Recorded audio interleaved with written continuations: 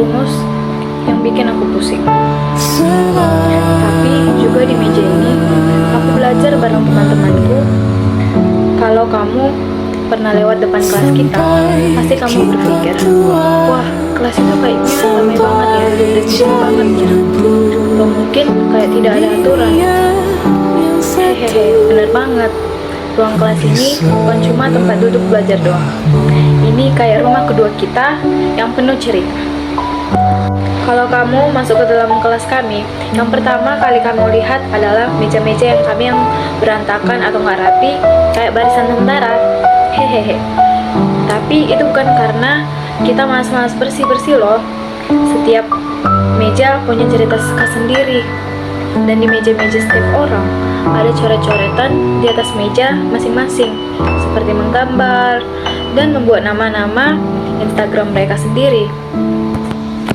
Di meja tengah depan adalah meja kita untuk berkumpul kita waktu mau bikin tugas kelompok atau kerja kelompok. Di sana ada bekas tumpahan lem setan yang tidak bisa hilang dari waktu itu kita membuat proyek prakarya pada jam pelajaran terakhir. Buatannya itu buatan si Julius yang terlalu tergesa-gesa sampai lem setannya tumpah. Sekarang itu jadi tanda kita pernah berjuang bareng-bareng mengerjakan tugas tersebut di meja tengah itu.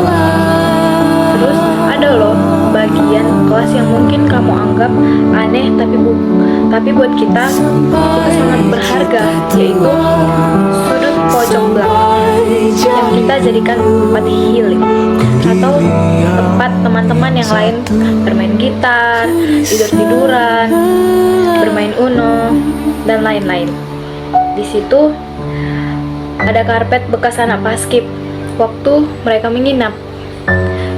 Di sudut itu kita sering kumpul waktu istirahat, cerita-cerita tentang kehidupan kita sendiri. Ada juga tanaman kelas kecil yang kita rawat bersama-sama di kelas. Waktu proyek atau tugas PKWU atau prakarya, tanaman itu dulu hampir mati karena lupa disiram waktu ujian semester lalu. Tapi kita semuanya kerjasama merawatnya sampai sekarang tumbuh. Tapi ruang ini pernah menyaksikan kita nangis karena nilai ujian jelek. Juga tertawa terbahak-bahak karena lucuan teman yang gak pernah bosan buat menghibur kita.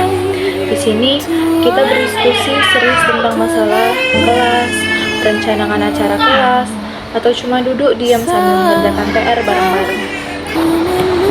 Saat ini, ketika tahun ajaran hampir berakhir dan kita akan segera meninggalkan ruangan kelas ini untuk melanjutkan pendidikan ke jenjang yang lebih tinggi atau memulai karir kita masing-masing. Saya tahu bahwa ruang kelas 12 IPS 2 baru ini akan selalu ada di sini. Ia akan tetap berdiri dengan dindingnya yang penuh jejak, meja-meja yang sudah akrab, dan kipas angin yang terus bergesit. Dan meskipun nanti ruangan ini akan ditempati oleh siswa baru dengan cerita mereka sendiri, bagi kita kelas 12 IPS 2 tahun ini ruangan ini akan selalu ada bagi kita atau hanya kita. Belajar tentang pelajaran di buku, tapi juga belajar tentang persahabatan, tentang kerjasama, tentang bagaimana menjadi orang yang lebih baik, dan tentang arti dari sebuah komunitas yang saling mencintai dan mendukung satu sama lain.